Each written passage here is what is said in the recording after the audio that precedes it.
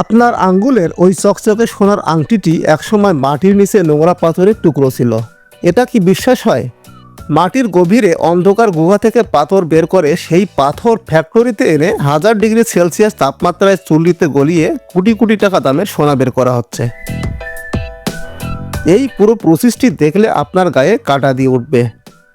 আজ আপনাদের দেখাবো কিভাবে পাথর গলিয়ে তৈরি হয় বিশ্বের সবচেয়ে দামি সোনা।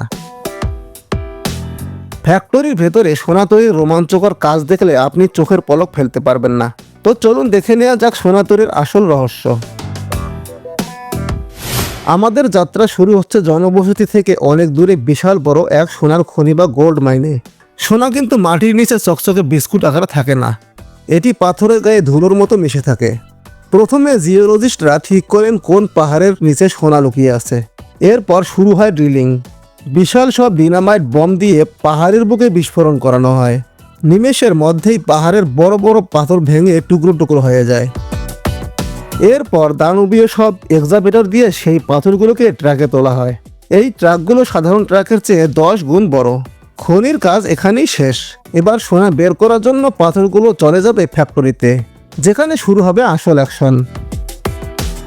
স্বাগতম গোল্ড রিফাইনারি বা সোনার ফ্যাক্টরিতে। ট্রাকের মাধ্যমে নিয়ে আসা পাথরগুলো নিয়ে ফেলা হয় বিশাল ক্রাশার মেশিনে। মেশিনের কাজ হলো বড় পাথরগুলোকে ভেঙে একদম পাউডার বা বালির মতো বানিয়ে ফেলা। ভাবুন তো, এক ট্রাক পাথর ভেঙে হয়তো মাত্র 1 চামচ সোনা মিলবে। এরপর এই পাথরের গুঁড়োর সাথে জল মিশিয়ে কাদা তৈরি করা হয়। এই কাদার মধ্যে লুকিয়ে আছে আসল জাদু। কেমিক্যালের বিশেষ প্রসেসিং বা লিচিংয়ের মাধ্যমে কাদা থেকে সোনার কণাগুলোকে আলাদা করা হয়। এই সোনাগুলোকে দেখতে তখনও কালচে বা ধূসর রঙের হয়। এতে সোনার সাথে রূপা, তামা, জিঙ্ক মিশে থাকে। এগুলোকে আলাদা করে আমরা পাবো 24 ক্যারেট পিওর গোল্ড। প্রথমে এই অশুদ্ধ সোনাগুলোকে বিশাল এক চুল্লি বা ফার্নেসে দেওয়া হয়, যেখানে তাপমাত্রা থাকে প্রায় 1064 ডিগ্রি সেলসিয়াসের ওপরে। আগুনের তাপে শক্ত ধাতু মুহূর্তের মধ্যেই টকবগে লাল তরলে পরিণত হয়। এ সময় কারিগররা সোনার ওপর ভেসে ওঠা ময়লাগুলো চামচ দিয়ে সরিয়ে ফেলেন। কিন্তু এখনও কাজ শেষ হয়নি। এবার শুরু হয় কেমিক্যাল রিফাইনিং।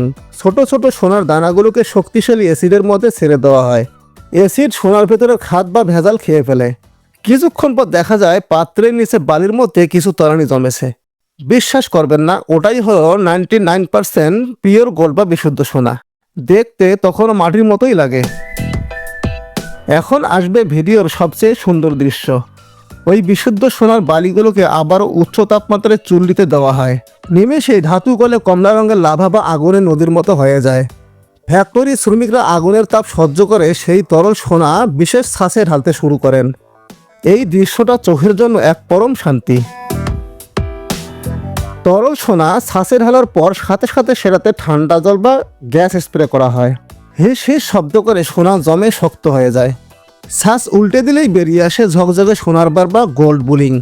কিন্তু এখনও সেই বিখ্যাত শাইন আসেনি। শেষ ধাপে এই বারগুলোকে অটোমেটিক মেশিনে পলিশ করা হয় এবং কোম্পানির লোগো বা ওজন, যেমন 1 কেজি বা 100 গ্রাম স্ট্যাম্প করে বসিয়ে দেওয়া হয়। ব্যাস, তৈরি হয়ে গেল বিশ্বের সবচেয়ে দামি এবং আকাঙ্ক্ষিত বস্তু। এভাবেই নোংরা পাথর থেকে ফ্যাক্টরির আগুনের পরশ পেয়ে তৈরি হয় আভিজাত্যের প্রতীক স্বর্ণ। বন্ধুরা, ফ্যাক্টরির ভেতরে আগুনের তাপে সোনা গলার এই দৃশ্য আপনাদের কেমন লাগলো? যদি আপনার হাতে 1 কেজি ওজনের একটি গোল্ড বার দেওয়া হয়, আপনি সেটা দিয়ে কি করবেন? কমেন্ট করে জানান। ভিডিওটি ভালো লাগলে লাইক দিন এবং এমন সব অবাক করা ফ্যাক্টরি প্রসেস দেখতে আমাদের চ্যানেলটি সাবস্ক্রাইব করুন। দেখা হবে পরের ভিডিওতে।